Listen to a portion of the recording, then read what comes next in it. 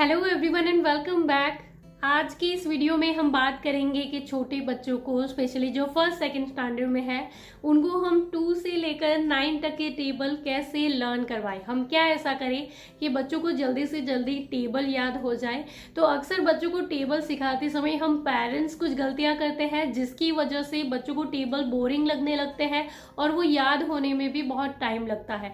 हम क्या करेंगे, बच्चे को अगर टेबल सिखाना चाहते हैं तो टेबल की बुक ला करके देंगे और बच्चे को बोलेंगे इसमें से 2 का टेबल पढ़ो, लर्न करो और फिर मुझे सुनाओ। या फिर हम बच्चे को 2 का टेबल 5 टाइम्स या फिर 10 टाइम्स लिखने के लिए देंगे और फिर बोलेंगे कि लर्न करके मुझे सुनाओ।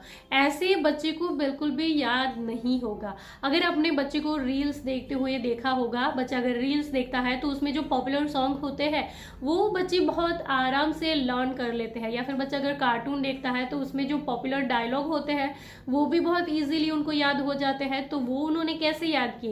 लिखकर याद किए या फिर पढ़कर याद किए? बिल्कुल भी नहीं।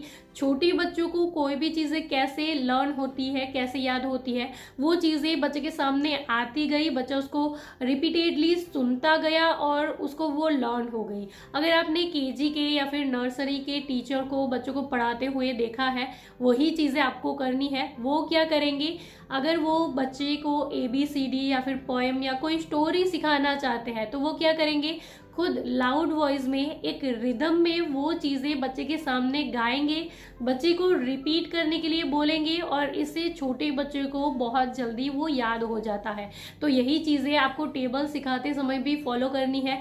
आपको क्या करना है कि 2 का टेबल एक रिदम में बच्चे के सामने लाउड वॉइस में गाना है। बचपन में आपने कैसे किया था?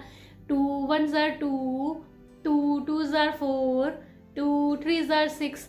तो सेम इसी तरीके से एक रिदम में लाउड वॉइस में बच्चे के साथ गाइए, बच्चे को रिपीट करने के लिए बोलिए और इससे बच्चे को टेबल बहुत जल्दी लर्न हो जाता है। थोड़ा सा हैप्पी फेस के साथ बच्चे के सामने टेबल गाइए ताकि उसका भी इंटरेस्ट बना रहे। और बच्चे को बिल्कुल प्रेशराइज मत करिए कि एक ही दिन में आपको 2 या 3 टेबल लर्न करने हैं। बच्चे को बिल्कुल भी याद नहीं होगा। एक टेबल लर्न होने में बच्चे को 2 से 3 दिन लग सकते हैं। अगर आप पहली बार बच्चे को टेबल सिखा रहे हो तो बच्चे को थोड़ा सा टाइम दीजिए। और टेबल सिखाते समय आपको ये बिल्कुल नहीं करना है कि एक स्टडी वाला जो एटमॉस्फेयर होता है वही बच्चे को देना है। जैसे कि पढ़ने के लिए बच्चा बैठा है स्टडी टेबल के ऊपर, तभी आप बच्चे को टेबल सिखा सकते हो। आप क्या कर सकते हो, आप टेबल कभी भी बच्चे को सिखा सकते हो क्योंकि आपको गा कर ही बच्चे को सिखाना है। जैसे कि अगर आप कार में बच्चे के साथ कहीं जा रहे हो तभी बच्चे को बोले कि चलो हम एक बार टेबल गा लेते हैं, या फिर बच्चे को नहला रहे हो तब एक बार बच्चे के साथ वो टेबल गा लीजिए। इस तरीके से आप दिन में थोड़े थोड़े टाइम पे बच्चे के साथ टेबल अगर आप गाएंगे तो इससे बच्चे को बहुत जल्दी वो लर्न हो जाएगा। और बच्चों को जब भी आप टेबल सिखाते हो तो ये चीजें भी आप बच्चे को जरूर से बताओ कि टेबल में क्या होता है कि 2 3 अगर 6 है तो 3 2 6, मतलब अगर उल्टा भी हो जाए तो आंसर सेम ही होता है।